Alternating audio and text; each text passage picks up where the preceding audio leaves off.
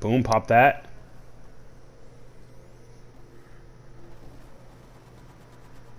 Oh my god!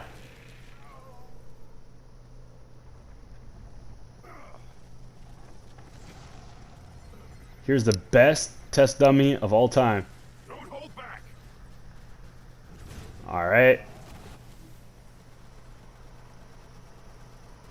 Oh, one clip, let's go!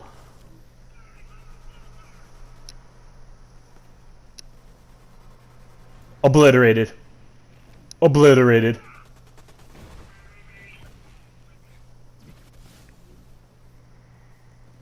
Zoom, zoom, freeze everything.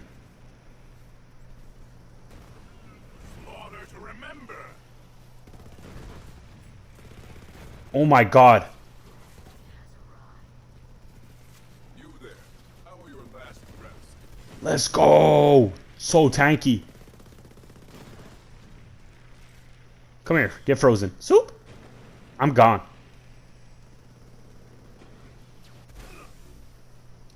Oh my god, how many did I freeze that time? What the hell? I'm literally a tank. Oh my god, this is crazy, dude. Let's go! Unstoppable. Let's get it. Hey, what's going on, guys? It's your boy Scared Soldier back with another Borderlands 3 video, and in today's video we are going to be taking a look at the Terminator flak build right here. It's insane, guys. It's great for bossing, it's amazing for mobbing, and overall it's just something that's very easy to use. You don't have to stick people with a bang stick to get your consecutive or your stack bot boost all the way up and then start shooting. It's not complicated. It's literally you just run and gun and you do your thing and it's good to go.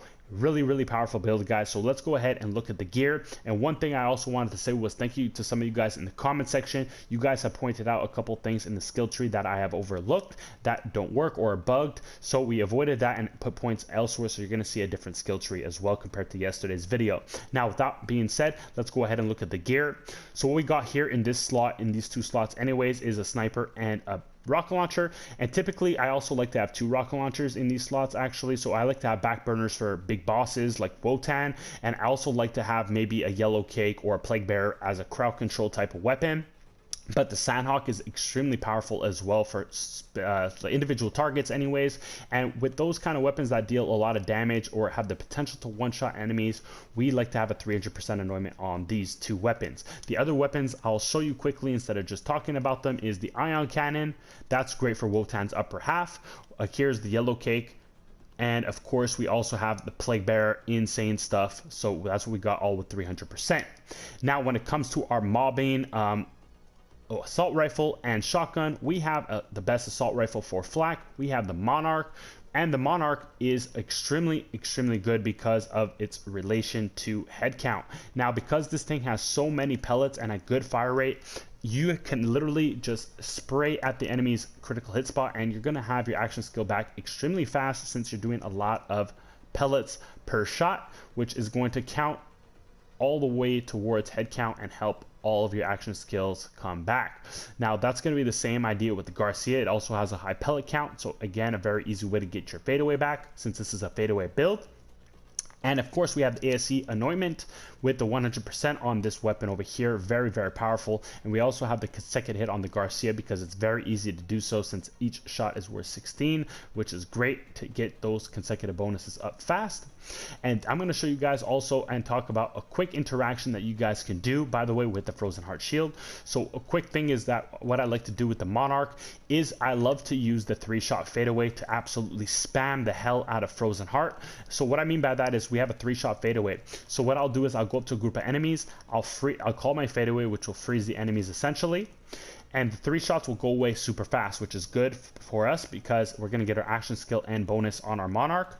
And the enemy is still frozen at this time period. So we can just completely just aim at their head. They're not moving. They're completely frozen. And what's going to happen is we're going to have our action skill right back instantly. So when we go to the next group of targets, we'll already have our fadeaway ready to go. We jump into that group and call in our fadeaway again and just keep repeating that and freezing enemies. This is a great way to crowd control. This is also a great way to get health back because the Nova returns health back to you, and also overall a really good survivability tool, which also gives you a ton of damage in the end. So you're spamming your ASC, obviously weapon damage, with this on your Monarch.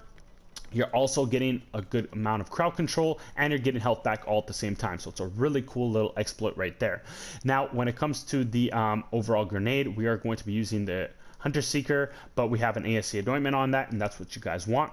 Now, when it comes to the bossing shield, we're going to want a one-shotter, and I like this with a 3-shot fadeaway. The one-shotter is going to be great with rocket launchers or certain snipers in the game, and each shot is obviously going to be amped, and each of those 3 shots are going to be pretty powerful if you ask me. So that is insane, and that's why we use this when it comes to bossing with an ASC anointment.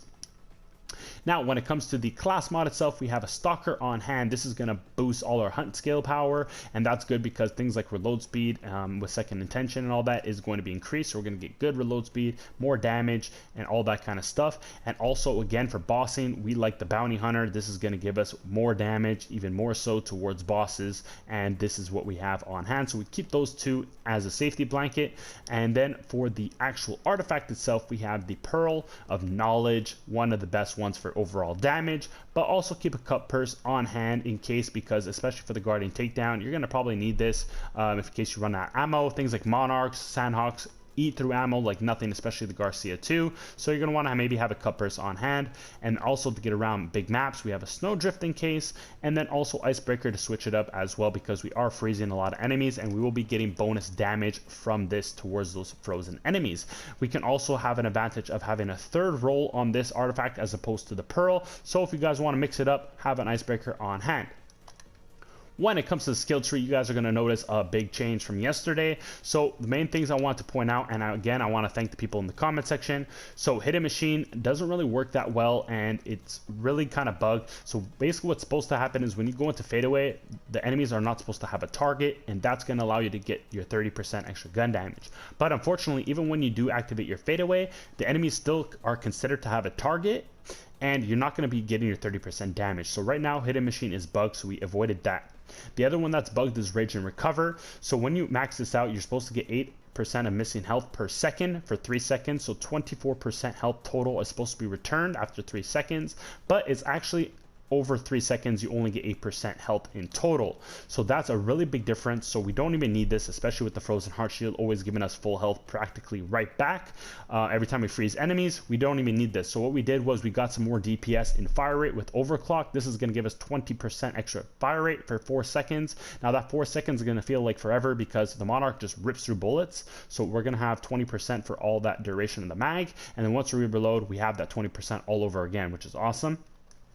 And then of course we have the augments Gorillas of the Mist. We use that mostly for mobbing, unless I like to do the spam with the Frozen Heart Shield, but I mean I spam it enough anyways, because I mean just with the head count as it is, you just get some critical hits and you have your action skill back.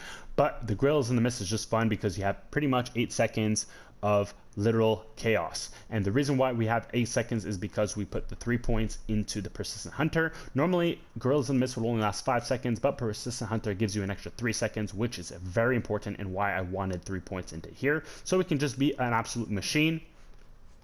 And then of course we like the Unblinking Eye for more damage. That's always part of our augments. If we do switch augments and we want to do a 3-shot fadeaway, I'll typically use the augment either Not My Circus to take off some aggro, or Until You Are Dead as my augments when I use a 3-shot fadeaway. But mostly for mobbing, I just use Gorillas of the Mist and we're all good to go.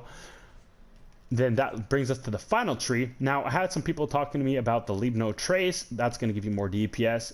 I tried this out and I didn't find a major difference. It wasn't that noticeable where it's like a must-have. And honestly, if you really want Leave No Trace, go ahead and throw off Persistent Hunter and put 3 points into Leave No Trace. But you guys even see the gameplay for yourselves. There wasn't much of a difference. I'm absolutely shredding the as it is, and Second Intention is going to give you even more DPS than Leave No Trace will, because at the end of the day you're going to be reloading at a lot faster speeds, and reloading is very important simply because the longer you're reloading, 3-4 seconds of your Monarch while you're in fadeaway, you're wasting valuable fadeaway time that you can be dealing damage. So the faster reload, the better it is, so you can keep going ham, which is why we put 5 points into Second Intention. More DPS with that extra fire rate is insane. We picked up intra Planetary Stalker with Hunter's Eye, and then head count, which is going to help us and works when you use a fadeaway build. So head count's going to help with getting our action skill back extremely fast. And then we picked up things like Big Game for extra duration and skill effect, with the most dangerous game giving us more damage, Galactic Shadow critical hit damage, and obviously Megavore extremely powerful. And this is our setup with the skill tree. We have the Scorcher over here because he gives us elemental damage. I also like to use the Jabber with the Gunslinger. This is also really good, but overall I do like the elemental damage buff. And then when it comes to the actual modifiers we're using, again, we kept the Speed Demon. This is insanely good to get away from enemies. Very important to move fast, again, just to get away from enemies, and also just being a machine, really. Healing Avenger, Chain Gang, very neutral. They don't affect us in any negative way, really. So those are awesome. And then Holy Crit, since we're basically almost always in fadeaway, we're going to be getting that extra 25% damage buff.